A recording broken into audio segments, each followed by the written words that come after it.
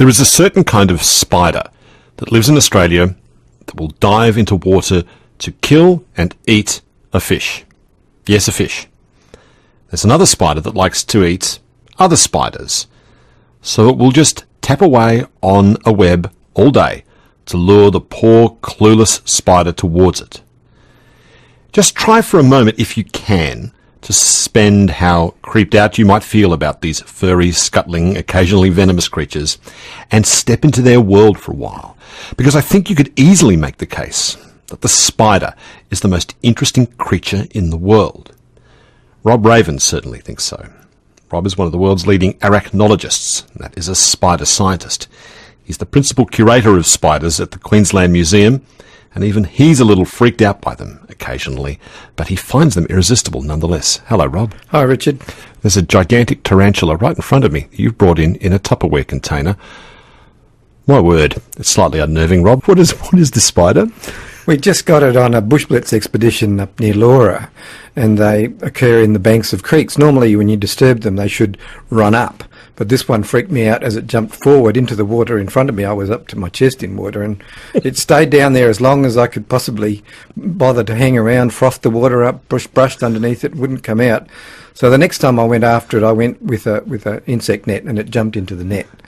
It's not moving at all at the moment. What? No, it's cold. It's come from a pretty hot climate, minimum 28. So as we're talking, will it slowly wake up and start to move about? Yes, it'll start stretching its legs and, it's been close to a cold box for a little while. So I tried to warn Pam, my producer, that there was a spider, and I told her there was a spider in the box, didn't I? Yes, it's a different scale to what people normally think of spiders, though, isn't it? Pam leapt, so she almost teleported into the next room when she saw it. It's folded time, definitely. The World Science Festival's on at the moment, and you're taking part in that, Rob. And you've named a spider after the co-founder of that festival, Brian Greene. What name did you give it? Well, it's Dolomedes Brian Greeneye. Males get the I ending, females get the AE ending. And how does she use water to hunt for food? She's got the back legs basically on something solid like a rock or a log. She's got the front legs sitting on the water, maybe two pairs sitting on the water, and she's listening for vibration coming through waves of insects hitting the water.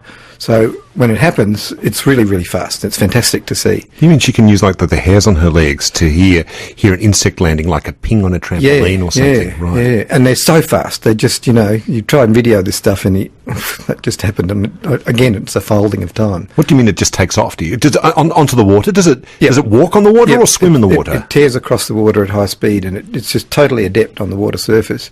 Sometimes you see them, really big ones, that they have their front legs together, the back legs together, and then they scull with the middle four, just like they're idling their way across the water. It's really beautiful to see. But if a fish comes underneath them, they'll just entomb it with those legs, fang it, and then go down into the water with the fish and bite it and eventually pop themselves back up. And they have to come out of the water to eat. We've got another one up in North Queensland that occurs on the reef, and it only sees air 3-4 times a year when the sea drops below 0.3 of a metre. And we'd love to find out about that one, but boy, I mean, we got crocs, we got sharks, we got stingrays, we got everything out there, and you got murky water along with it all. So these things present major problems in trying to find out exactly what's going on. Wait a minute, a spider that only sees air 3 times a year, is it holding its breath the rest of that time? Well, we're assuming what's happening is that there is turbulence from the waves and so forth, and that's generating bubbles underneath corals and stones and this sort of kind of thing, and it's actually going through the water. And, with this big tarantula here, when we first got it to go into water, it stayed under for 4 hours without moving. And, it just wasn't breathing. It just had a little bit of air around its body. So they're all trapping hair around their bodies and carrying it with them. But I think the thing with these spiders that are underwater is that they've got to go to an airspace to feed, because they vomit into their prey, liquefy it and bring it back, suck it back out again. So they can't have water diluting their highly liquefied prey. And it can do this to a fish. Yeah. So it attacks the fish, injects it plunges its venom into it, and liquefies its interior. Yeah, it liquefies. It's got a proteolytic enzyme that just dissolves the inside of the thing. We had one wolf spider that was taken. We friend of mine had been collecting frogs and looking at them. He picked it up and dropped it, and when as soon as it hit the ground, a wolf spider pounced on it, and the frog. I thought I'd go catch these two. This is a good story. Put them both in a vial. Walked about 7 minutes back to the camp, and I couldn't find the frog. There was no sign of a frog. So I took a stick out. There was a liquid grey mound in there, and there was no cartilage, no bones, no nothing. This thing had done it. Gone. It wasn't a very big frog, but it was a serious-looking activity. So pretty amazing stuff. That Tupperware container is tightly sealed, isn't it? Reasonably well. That's good to know. So it liquefies all the interior, and then what does it do? It just sucks it out of it? It sucks it out, yeah. It's a bit like, then it looks like a bikie then, because it's got to have this big beard in front of this plus that it's sucking out, and it gets bigger particles get stuck in the beard. There's a huge population you found of water tarantulas in the Northern Territory. Whereabouts in the territory are we talking about here? It's over in about the middle of Kakadu, over at Maningrida, which is a really wonderful area. It's very strongly traditional for the native people there, and they stumbled across it by accident. I knew they'd have to be out there, but we just couldn't believe that these spiders would be in that situation. Is there is there pharmaceutical interest in this venom for what it can do? Very much, yeah. There's a lot of interest in the one that hasn't been found. There's also a lot of interest in a very remote funnel web that occurs in far north Queensland, a very isolated place. When these animals have been so different or so remote from their nearest relative or so strange behaviours, then they get a lot of interest. But the bigger interest comes because we know that they actually affect animals with backbones. And with one of the tarantulas, this species that we've got here, the research is already long underway about whether it can be used in immobilising breast cancer. So you could unleash that venom to actually just destroy a tumour of a kind. Yeah, well, I guess that's what they're trying to find. Right. It's trying to make it as neutral and safe as possible, but it takes a long time to go from discovery of potential activity right through to development and production. And sorry, I just keep returning to this because it's just so extraordinary. This liquefaction process, you're talking about the liquefaction of the interior of a fish or a frog. How long would it take the venom to do its work on the inside? Well, I think that the reality is that the venom isn't doing that much. The venom is not proteolytic. It's a neurotoxin that's designed to immobilise the prey, and you can't have a fish that's fighting while you're swimming down. You're going to get a Moby Dick kind of situation. So there's two actions going on. The spiders have this sort of evertable tube around their mouth, which they actually push out and into the prey, and then that sends forth digestive juices out of the stomach into the animal. So its venom is one thing. Its venom's holding it, stopping it from moving, but the vomiting is actually coming out of its stomach, and it's really powerful stuff. Wow, it's digesting it outside of its own stomach then? Yeah. That's extraordinary. Yep. They're amazing characters. How true is it that Australia is a kind of nirvana for spiders? Well, I for a long time I didn't think this was going to be that big, but I realise now that there are about 46,000 species of spiders in the world, and I reckon that Australia's got about 10,000. We're up to about 3.5 now. So that's not 10 of 46, it's probably 10 of 56, closer to by the time. But Australia's diversity is absolutely amazing. And, wherever we go, we just keep on stumbling across them. You say you've only named something, 3,000 or so of those. So that means the majority of them are still yet to be named and properly identified. Yep. I mean, as part of this process with the Brian Greene exercise, I had to look around and see other species, check other species to make sure that they weren't one of the species that was going to compromise or salvage his name. And in the process, I discovered that there were species that all through the rainforest and the closed forests around Brisbane, which we hadn't seen, and one man brought one in, and it was absolutely amazingly beautiful, bold, marked, lovely hairs on it. When you put it into alcohol, it turns into something very drab and boring, but it must be these colour reflections off it. And this is one of the group that we're proposing to get people to give us a name for as part of the World Science Festival. One of the spiders that we didn't understand had not turned up for a long time, and also came up a part of the Brian Greene story, was that it was described in 1875 from up near Bowen, And we'd never seen anything like it since. And I saw something similar to it here, and then finally I said, go out and have a look. And I realised the reason we weren't finding it was because it was in mangroves, and because nobody goes into mangroves in North Queensland looking for little spiders. And the other thing, these things only come out when it's really dark, and that's not a good place to be. So all of these spiders are really, really dangerous kind of animals. They're in precarious places, but we didn't know. This spider now turns out to be one of the most common spiders I've ever seen. It owns the mangroves from about Cairns right through to at least down to Brisbane. Is Aboriginal folklore helpful sometimes with these things? It can be very helpful, yeah. There are interesting different taxonomies that the Aboriginals have with when dealing with the Maningrida people. We found that sorting out by species, Well, these people were, there were two groups. One group classified spiders by size, so everything that was big was one species and everything that was small was another one sort of thing. And it was one good classification, but there was another group who actually had dealt with this thing front on and actually told me something new, that what happens when you get bitten by them. So she said it hurt for about a day, and her father had told her to stay away from them, and they're very, very common in the area, so very easy to get bitten. So this is the kind of, and then slowly we pick up information, and this is what it's all about, right? This is a two-way exchange. We are scientists on the one hand, but on the other hand, we're trying to hear how they do it. I mean, when we were talking about the redbacks in Central Australia, the Aboriginals out there said, you pink fellas bought these here. And I looked at him and I thought, that's right. When we bought the pipes up for the dam to get into Alice Springs, we brought the spiders up from Adelaide and then they took off. So these guys knew that, and that was one of the pieces of history that I hadn't seen anywhere. Your dad was a mining engineer, Rob. What kind of spider stories did he tell you about going down into mines and seeing spiders? He'd go into disused mine shafts and he'd light a flaming newspaper because they were owned by spiders, and I've seen these kind of things, just webs everywhere. And he'd talk about daddy longlegs, and it's interesting because when I think about them, it's not the common one that we get in our house, but a rather big thumping thing that's got the span of a hand. And the body alone is probably at least the size of a pea, so it's a decent size thing. But he'd also talk about, lighting the flaming newspaper, burning the webs down, the spiders falling down the back of his neck along with the redbacks and the daddy longlegs and huntsmen and all this sort of thing. So if you tell a child the right age this is the one memory that I can lock in that would connected to the spiders that does this. That seems to be the one that trips it all. And the curious thing is that, I've had various incidents where, soon after I started studying spiders, I was up at Lamington collecting spiders at night alone and had a jar of alcohol in one hand and looking away from the jar of alcohol, I felt something wet on my hand, and I looked over and there was a big black spider on my hand. It had crawled out of the alcohol. So the funnel webs and trapdoors, they take at least 30 minutes to die in alcohol. You've got to get freezing alcohol to kill them quickly.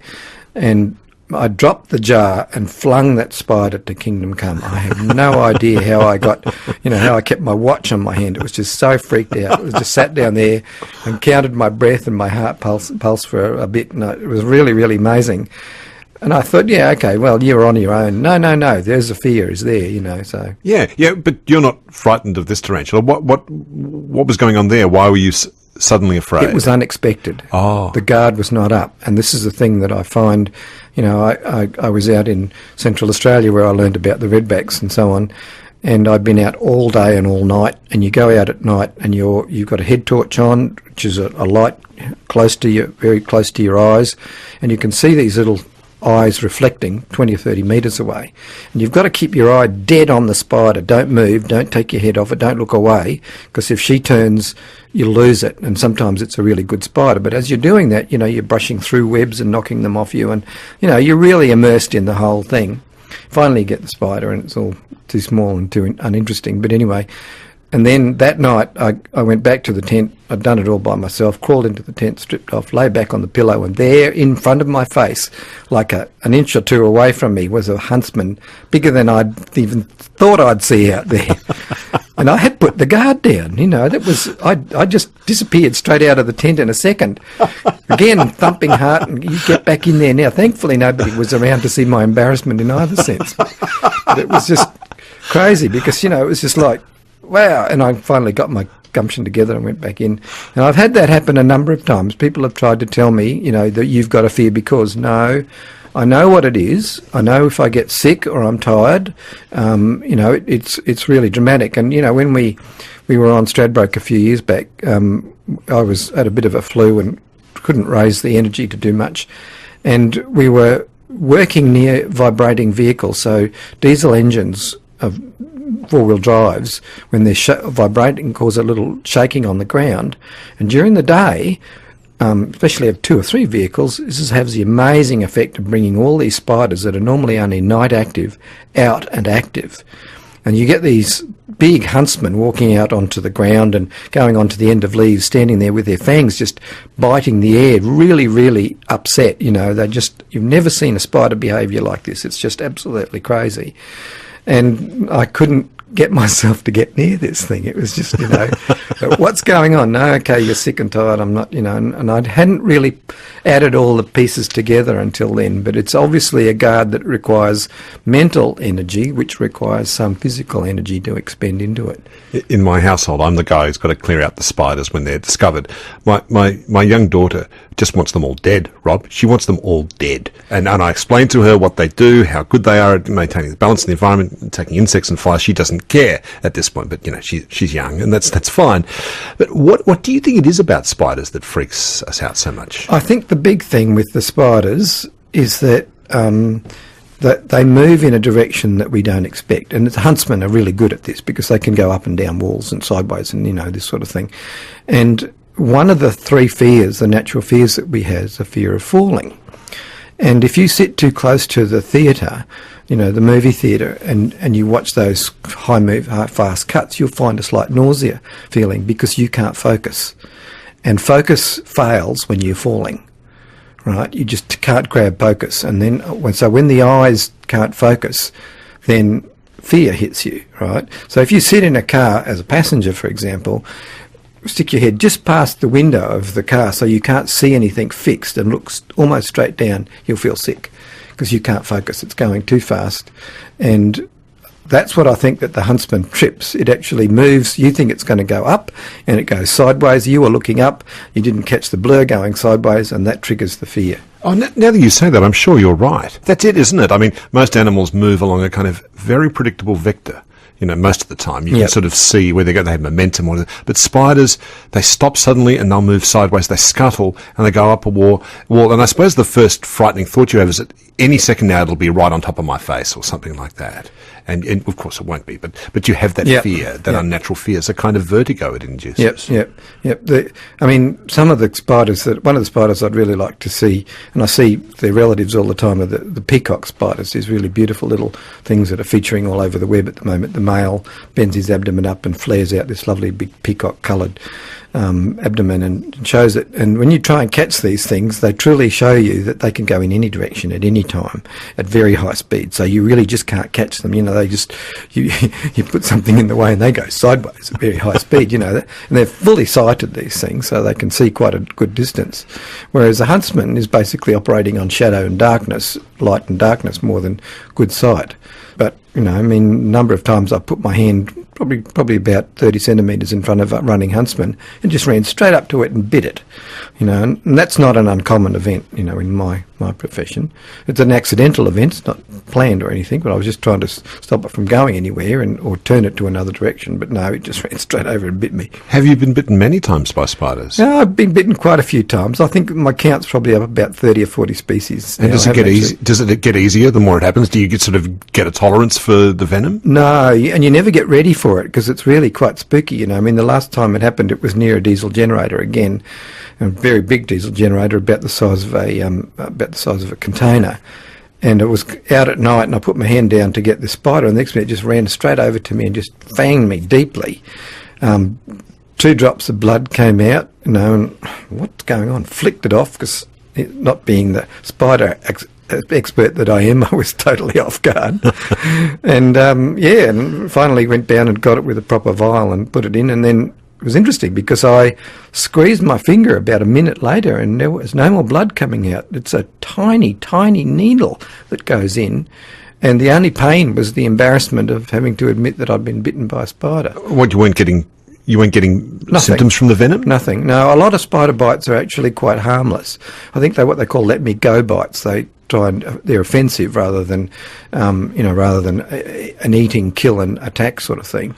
They can actually recognise, I think, that there is an organism A that is prey and I'm going to start feeding on you, and B that this is an organism that's just disturbing me and I'm going to get rid of it.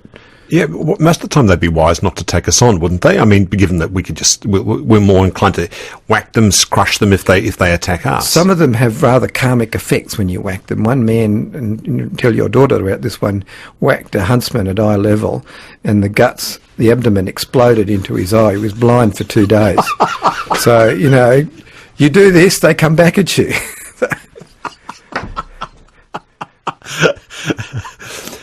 Clearly, despite this kind of this odd fear of spiders that was maybe somewhat instilled in you by your dad telling stories of going down a mine with hundreds of spiders dropping down on you from above, you're still attracted to the natural world. I think I've always had an attraction. I mean, I think my brain and eyes woke up a lot when we lived in Cairns and we'd go out to the reef, and I used to love just snorkelling around and looking all at the reef and stuff like that, and I actually collected shells for a while. But, there were other things that I collected up there as well that were rather not quite as innocuous as shells. Like what? Well, I was discovering the other day that I was trying to track down a tarantula that had been collected from out Barcaldine way, and going through the old museum letters, and they actually tell you we got it from this particular station, which is not the town of Barcaldine, for example. And I came across a letter from a man to Dr. Barnes in Cairns, writing to the director of the museum, saying that he'd been buying box jellyfish off a young man up at Machin's Beach, and he'd been paying 10 cents or a shilling each for them, and that young man was me. I was going out and collecting these box jellyfish, picking up by the top of the bell, putting them into a bucket, as my father had shown me, and then taking them back and putting them in the laundry tub until Dr. Barnes would come and pay me some money for them. Bloody hell, Rob. A box jellyfish is way more dangerous than well, you could see what was going on with the jellyfish. That was all hanging down below, and most of the tentacles were already gone, wrapped around some poor fish or something. What did he tell you? You'll be fine, son. Just pick it up by the bell and you won't get stung. Well, I don't remember the incantation that he gave me. You're collecting box jellyfish. So there wasn't the fear, though, of box jellyfish like there was with spiders? No, I think something tripped the spider fear off, I think. I don't quite know what it was. Because, I mean, when I got to uni and I started associating with people who were interested in natural history, they were looking at birds, and I couldn't identify a bird call if it hit me in the eye, and, it was just... And my bird list was classic. I mean, I was in the group that had the top 600 birds, so I was getting some of the really classy ones. Not that I could claim them, but I thought I have to find an animal group which I can keep myself interested in university as I went through.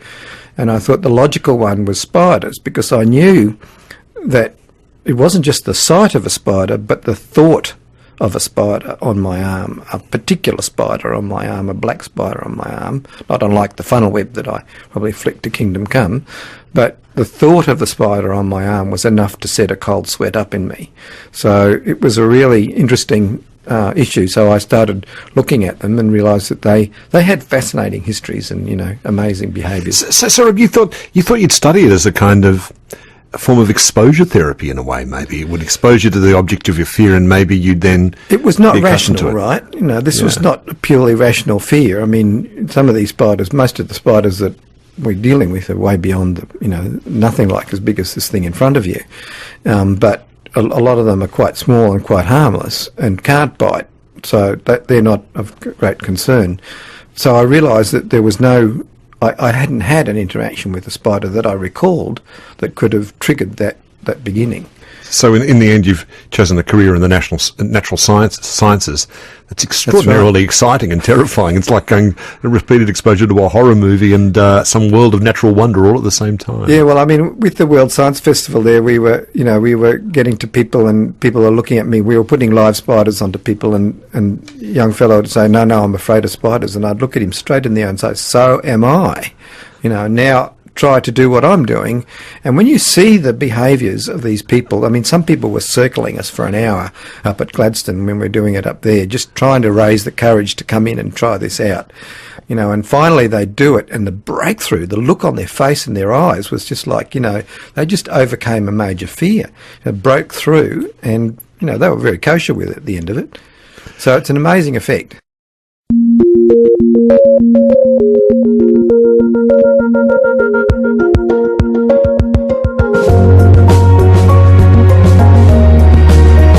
You're listening to Conversations with Richard Fidler.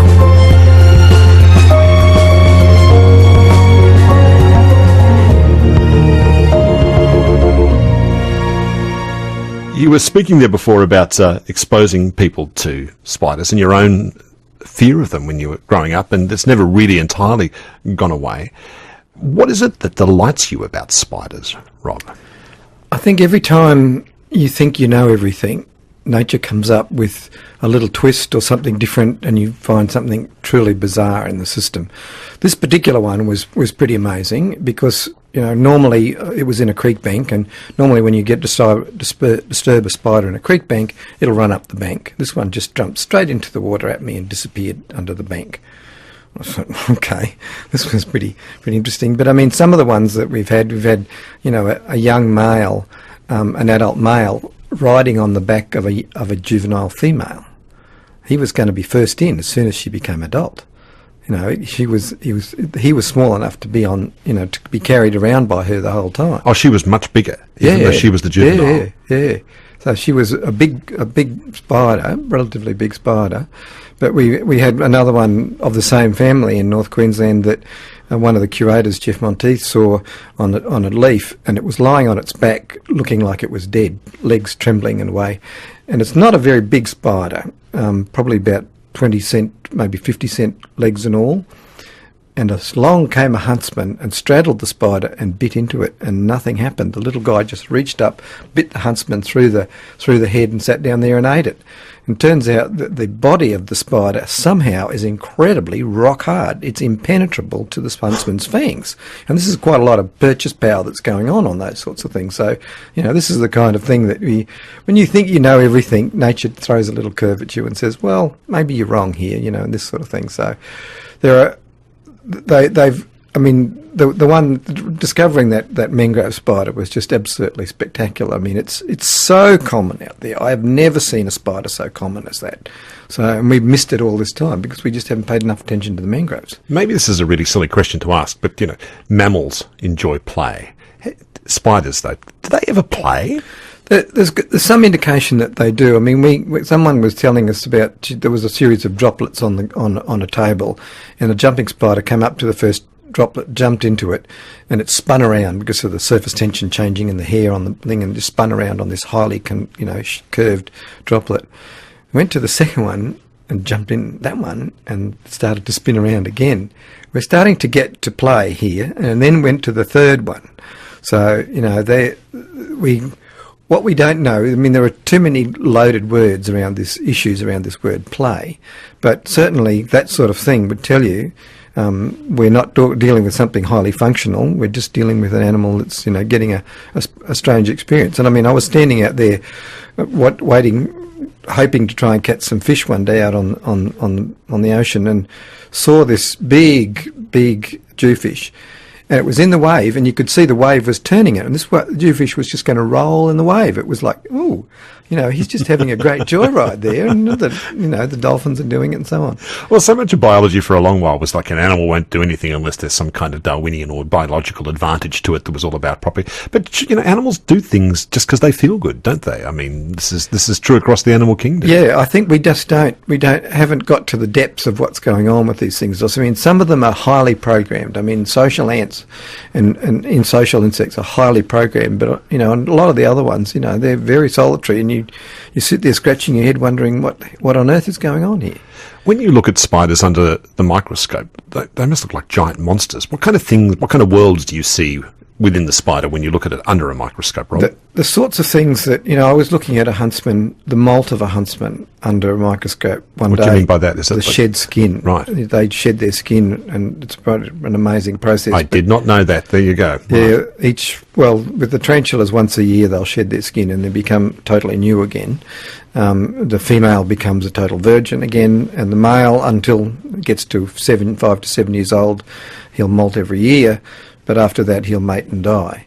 But when you look at the hairs, the shed skin of these spiders under the microscope, I was in a room not unlike this. It was closed, there was sun coming in one point, and I looked down at these hairs and they were dancing wildly in front of me, and I thought, oh, this is the mild heat of the convection currents generated, one by the sun in the window and two by the incandescent light that I was using at the time. And I thought, wow, these guys are out there on the edge, outside of the trees and the buildings, and then when things get a little bit windy, in they come, and they duck in under bark and this sort of thing. They also come inside, and this is why they come inside, because it's a really, really quiet, mild atmosphere. And the best place, to find a huntsman is between the towel and the wall, right? So, so it's a very quiet, not a lot of movement going on, because they've got very sensitive hairs on their legs. You make them sound like they're exquisite. Like it's a bit of exquisite engineering by the sound of things. They are. They're really amazing. And I mean, some of them have special little dampeners, and this tiny microscopic world that they live in. They've got these special dampeners that actually slow the whole process down, so they can tear around at high speed and still maybe they can control the dampener and release it when they need to know what's going on. About 10, 15 years ago, I seem to remember there was a lot of worry about white-tailed spiders, that they were venomous and dangerous. Is there any truth in that at all? Well, the arachnologists were of one mind at this. This was just a total furphy. And it's now been shown quite clearly that the white-tailed spider venom is totally harmless, absolutely harmless. It doesn't why do was anything. there such a panic about it anyway? Well, it was an interesting story, but basically what happened was that a doctor who knew nothing about spiders and a student went out to where a lady had presented with a necrotic lesion, and they found... You mean like a hugely infected nasty bite? In other words, growing right. flesh wound, Right. yeah. And it's usually caused by bacteria, that sort of thing. And they found 19 spiders, none of which were white-tailed spiders, but it must be a white-tailed spider that bit her, because they're the common ones in the area. So let's not let the truth get in the way of a good story, kind of thing. It's the old story of falsehood can go around the world twice while truth is getting its boots on. That's the one, yeah. Yes. And so it then science did the thing that it doesn't do well, and that is it constantly reinforces the failed point. And finally, the research was done. The venom came up terribly weak. Sandflies were giving far more activity from the bite from them than they were getting from a white-tailed spider. And in the meantime, of course, there was a tragedy of people following who had been diagnosed as such, been treated in different ways. And now it's recognised that the spider is absolutely harmless. As the arachnologists had long said, this thing can't open its fangs big enough to straddle a piece of skin. It bites other spiders on their legs, which is a very small diameter that has to get around, and lives on other spiders. So the litany of things that were attributed to white-tailed spiders was absolutely horrendous. And now, we had one about a year ago, I think, where a lady had said that she'd been bitten by a white-tailed spider, and I wasn't pulled into the system, and it was causing a rash on her bottom. And I thought, wow, if we'd sent her into a dark room with her husband and she'd dropped her pants, he would have told us exactly what it is. It's a fluorescent fungus that shines in the dark. It's transmitted by insects. Wow. But, but one of the things that they've recognised now with spider venoms is that they're basically antibiotic. So as I said to you, the venom is one thing, the digestive process is something completely different. They don't run together. And so then what will cause the necrotic wound after a bite? There aren't any necrotic wounds that have come as a result of a spider bite. That's been the final conclusion. There are no spiders in Australia that have necrotic venom. I mean, it's not a very useful thing to have a necrotic venom. I mean, come on, let's talk about this here. I'm a spider and I'm going to bite you and you're going to slowly dissolve. I'm going to stand around waiting for you to slowly dissolve. No, I'm sorry, that's not going to work. These spiders have got to bring their prey down fast, and the way they do that is with a neurotoxin. And that's what it either paralyses them or causes them to go into sort of a frozen state, as it does with us sometimes. While we're on the subject of spider urban myths, Rob, I remember hearing as a kid that a daddy longleg has a powerful venom, but it doesn't have the fangs to penetrate human skin. Therefore, they're completely harmless to it. Is there any truth in that at all? Well, there you go. That's one of your truths around, barely out of the barn before the rumours around the world. It was a Boy Scout leader in Cairns, from what I understand. He told the kids as an April Fool's joke, and before he could shut it down, it was gone.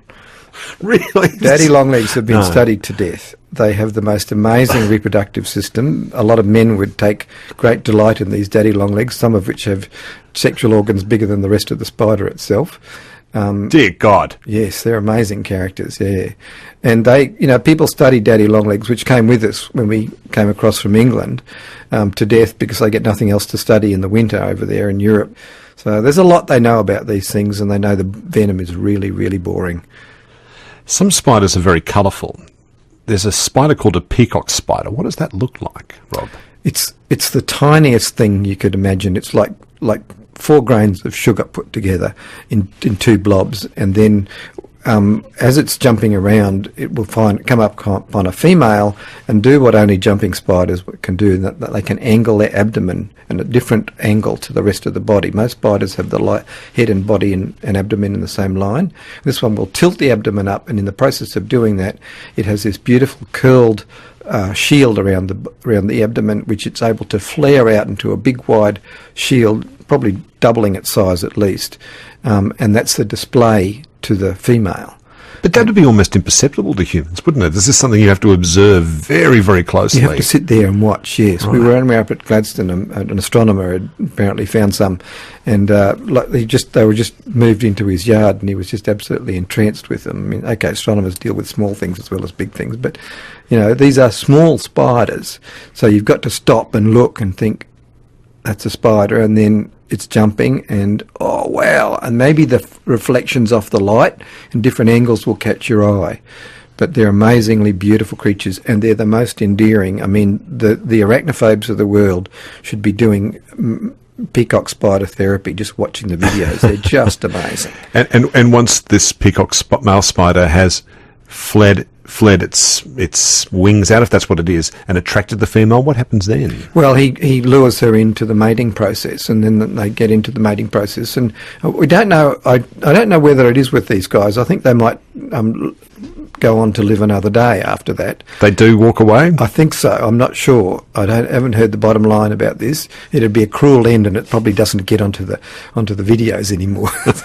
This is not the kosher thing you want to read about. We just want to see beauty in action. Silk. The silk that spiders eject to make their webs from. How does it make the silk within its own body? It's an amazing process. I think there are 9 different kinds of silk glands in the spider's body, and they've only got 6 spinnerets usually. They used to have 8. We try to get the kids that 8 is the spider number. They mostly have 8 eyes. The old ones had 8 spinnerets, and they've mostly only got 6 now. But between those, that's 3 pairs of spinnerets, and then they have these different ducts that come out, and they can obviously determine which gland is going to do which to pass it out. So they're squirting it out from 6 different points or so? No, yeah, well, it's coming out from many different points on 6 main spinneret points. Out of the body or into one central funnel? No, it's out of the body, and once it comes out, when it comes out, it's a liquid. And this is where the synthetic silk becomes a problem, because what the spider does, it then pulls on the silk. And as soon as tension is put on this liquid, it turns into this stranded, amazing thing that we see. So they have different kinds of silk for different purposes. Some silk is used for the egg sac, some is made for the main web, some is made for the sticky web, some is even made just for sperm. I suppose I've often wondered how a little spider makes such a big web and can get it to span across such big spaces and can make something such a complex bit of engineering. How do they typically do that kind of orb web? Everybody sits there, looks at the creek and thinks the spider did a Jesus and walked across the water to get across that creek. No, what happens is that it pulls the silk out as a thread. And there's a sticky drop on the end, and it keeps on pulling it out, and slowly you'll see this thread wander through the air, be picked up by the light wind, and then stick somewhere else. And then that's the point where she'll make the web, and she'll haul it in, tight tension it, and then start that process there. She eventually gets another one goes into the middle, and then she goes into the middle of that and just drops down. So then she pulls down a triangle. She's got this triangle, the deep, and there's the beginning of the structure of the circle. Right, it's almost like it's got the geography, or not the geography, the kind of structure of the whole thing in its head, or some kind of memory of it. Yeah. Do they have brains, or do they just have a couple of neurons? Yeah, massive brains. Massive brains. Massive brains. Yeah, mostly surrounded by the stomach, like most men, apparently. How come a spider can attract prey, another spider, that will stick to its web, but it won't stick on its own web? That's the thing we still don't understand. It was interesting because in the 40s, a biochemist decided that he thought there was an oil on the legs. So he painted the spider's legs with ether, and the spider was unable to walk on the other spider's web. And I thought, no, actually the spider was unable to walk. Painting a spider's leg with ether is a really nasty sort of thing to do. It would be, painting my legs with ether would make me totally sick. And probably couldn't do anything. So it was a bit of a biochemist's furphy, that one. But we don't know. You can put spiders on other spiders' webs, but they get a little bit disorientated and they can actually get stuck to it. So it's their web, it's like their geometry is set up. There's another kind of web that's a sheet web with a funnel in the back. And one of the things that they did with these spiders was that they removed sight. They basically covered the spider's eyes up. They removed any chemical clues about where the spider was, and then they randomly lured the spider out onto its web with using sort of prey vibration effects, and then disturbed the spider. And it gone out in imagine a zigzag pattern going out, but what it did going back was a dead straight line back to its hole, and it had no sight to do this. And they're saying that what the spider's doing, the leg movements are actually doing microcomputer calculations, distance, angle, all this sort of thing, and it's telling the spider that's the way to go. And we see the same thing with ants too. How strong is a spider's web? I mean, it kind of has this kind of gossamer appearance, doesn't it? It's the merest thing in the world. But really, how strong is that silk? Weight for weight, it's stronger than steel. It's much, much stronger than steel. And this is why the military has been trying to get it. You know, if they can get something to manufacture spider silk in quantity, then it's stronger than Kevlar. It's much stronger than Kevlar. Stronger than Kevlar? Yeah, it's much better than Kevlar. The problem with spider silk is that if you wanted to make a bulletproof vest out of spider silk, then the secret for the opposition would be to make a little cap of bleach on the front of the bullet, because as soon as bleach hits spider web, it dissolves it completely. What are some of the techniques that spiders use with their web to catch prey? I mean, obviously, the common thing we understand is that a fly, lands and it hits the web, yep. And in doing so, it gets stuck, it sends off a tremor and attracts the fly. But that's just one method, isn't it? That's the primary one. The problem, the thing that we notice with these golden orbs is that there's a sort of a threshold below which they won't take any notice. It's too small. I'm not taking any notice of you. It's got to have an amplitude of some size to deal with these things. And I mean, the really bigger ones of these actually take out sick birds when they get into the web, and the occasional snake that tries to wander through the web. But there are other ways of doing it, certainly, and one of the favourite ones is actually smelly web. I make a little bed of silk that stinks, and along comes a fly, and I'm sitting there looking like poo, and then I reach up and grab it, and that's a common way. And another way one that actually spins a line of silk with a blob on it of silk that smells like a female moth, and it spins it in the air, and as the moth, they can detect the beat of the moth coming near it, and as the moth comes near it, it starts to accelerate the spin, doing like a bolus, and finally whack, it catches the moth and brings it in. And the amazing thing with that one is that, you look at it and you think, oh, that's fantastic, that's amazing. Now let's wind time back to this time that the spider was too small to actually bring in that moth. And it turns out that the spider's silk smell is evolving as it grows. It's changing with each size, because this tiny little spider, when it's born, cannot attract that giant moth anymore. It's got to attract small things, so that the chemical that does the attracting actually changes as the spider grows. My God, the research that's gone into actually figure out that process, to figure out that the glob of web smells like a moth. I mean, that's an amazing bit of science. I'd love you to tell me about the fringed jumping spider. That's a very She's clever amazing. spider Yes. indeed. Tell me about how she gets into Embriatus. it. Yeah, Yes. the whole genus is amazing. I mean, the first time I saw these things, I was standing there looking at a vine that had a bit of fluff on it. I looked and that's not fluff. That's a spider. You know, I was point blank. I was like, a centimetre or two in front of this thing, staring at it with good light and good eyes, and and I thought, wow, it's just such an amazing camouflage. And it turns out that what these guys do is that they go onto other spiders' webs, goes onto their webs, that not their home, somebody else's webs. These are jumping spiders, and they stand there and they just do this occasional little ruffle, look like they're being blown in the wind, or a stick or a leaf just stuck in the wind, and slowly they edge forward until the prey comes out, the spider comes out, and then they launch with their most amazing speed and accuracy into the spider and attack and kill it. Now, apparently, these spiders have got the second best vision to any animal. Not any spider, any animal. They're only second only to some of the great eagles, because they've got fantastic telephoto vision. Been studied to death in Australia. How do they lure a spider out? By tapping sometimes. Well, see, that spiders are all, it's like the water spiders, they're all triggered by vibrations. A small vibration is what is the signal I'm an insect kind of thing.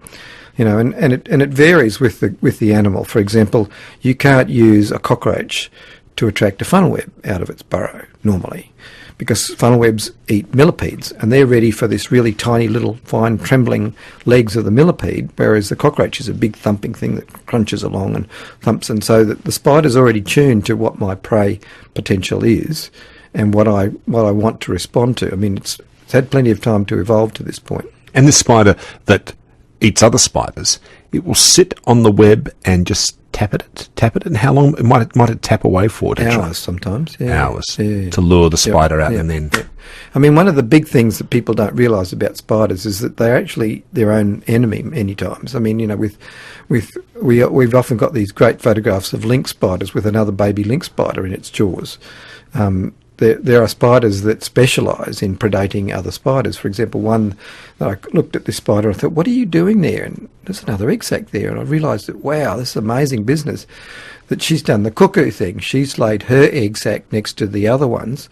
Her eggs develop faster so that her babies come out sooner, and they're ready for the other spider's egg sac to hatch, and the babies go out and raid and attack and eat them. So everything with these things is just, the redback is the classic one. I mean, this is the craziest animal, that Game of Thrones of spiders, this one. If you trap a well-fed female in a jar, and she's been fertilised, and they often have, she'll lay the eggs will hatch, the young will emerge, and they'll eat each other down without any further food. If you keep the jar closed, they'll eat each other down to the last one left is a male. He'll go back and mate with his mother, and then she's got fertile sperm for when there's food's better, and then she'll actually eat him in the process. So let's not waste any morsels here. So these are highly functional organisms. My God, that's. I don't know what to say, Rob. I don't think I've ever heard a story of procreation and predation quite like that. Funnel web spiders, I was always told again growing up that they're the deadliest. They have the venom that's deadliest to humans in the world. Is that true? Yeah, they for pound, the redback is far more dangerous, but they don't inject so much. But for a funnel web spider is a very, very dangerous animal. There's a report of one having killed a person in 15 minutes, and they can't get full confirmation of that because it's so old and so on, but the death can occur very quickly. With what happens with the funnel web spider, and it's only primates that are affected by these things. I mean, a mouse, a dog or a cat bitten by these things are totally unaffected.